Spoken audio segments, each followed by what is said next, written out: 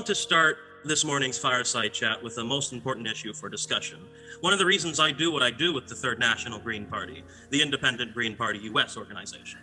And that is the purging of state party affiliates from my opposition and former party, the Green Party US organization.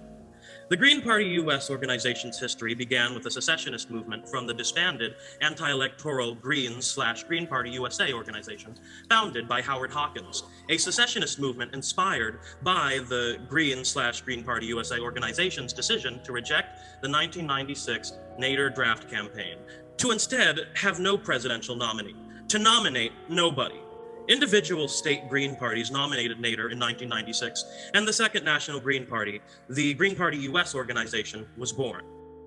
I'm not saying Nader should have just been given the nomination per se, even though at the time, that seems like that would have been the best option. But again, I say at the time, but to nominate nobody instead, come on. Well, in 2020, Greens made the decisions to nominate a nobody instead.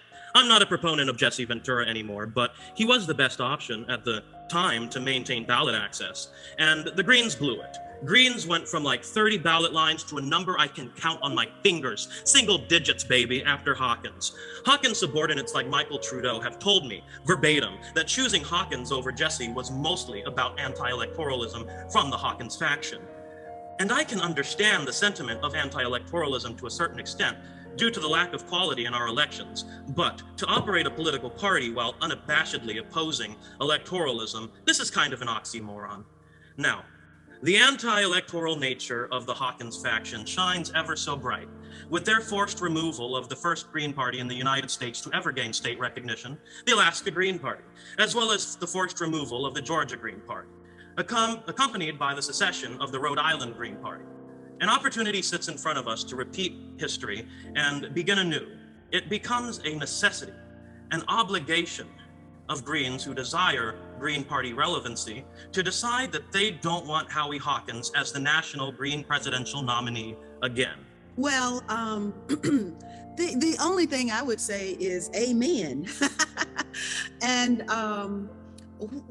what I like about what is happening is that you're basically separating, or the people themselves are separating themselves, the true believers from the movement people.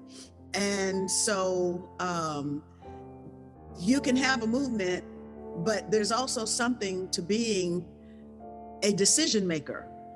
And you can have an organization, and the organization can have aspirational goals, but all that leaves you with is a request of the policymakers. Whereas the formation of a political party entails becoming a desire to become a policymaker. That's basically the difference between having an NGO and having a political party. It's engagement in the electoral politics process. So with this fundamental schism that exists, I think it's a good thing to clear the ground so that those who just want to not run, but to sort of proselytize in the religion of environmentalism, that's okay. And then those who want to engage the political system in the electoral process, that's okay for them as well. And if it takes two organizations, then so be it. The way this is being done, though, is quite questionable.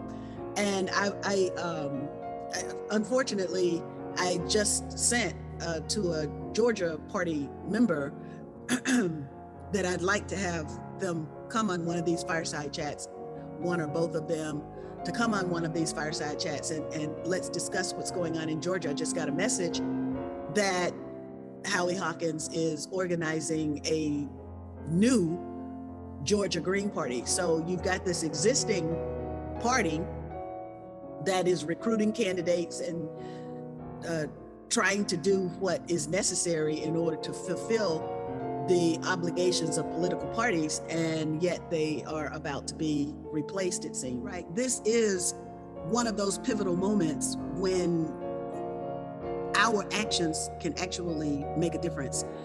in the generation that was just the sort of half generation that came before me, the anti-war New Left, the Black Panthers, the Chicano movement, you had all of these, the American Indian movement, you had all of these organizations, but what they did was they came together to work together. And it was the synergy of that wave that was created that forced the government to respond. Now, how did the government respond? It showed its ugly head to us through COINTELPRO. It responded by doing to US citizens, including killing them, what it had done in other parts of the world. So it brought the war home. COINTELPRO was the war at home.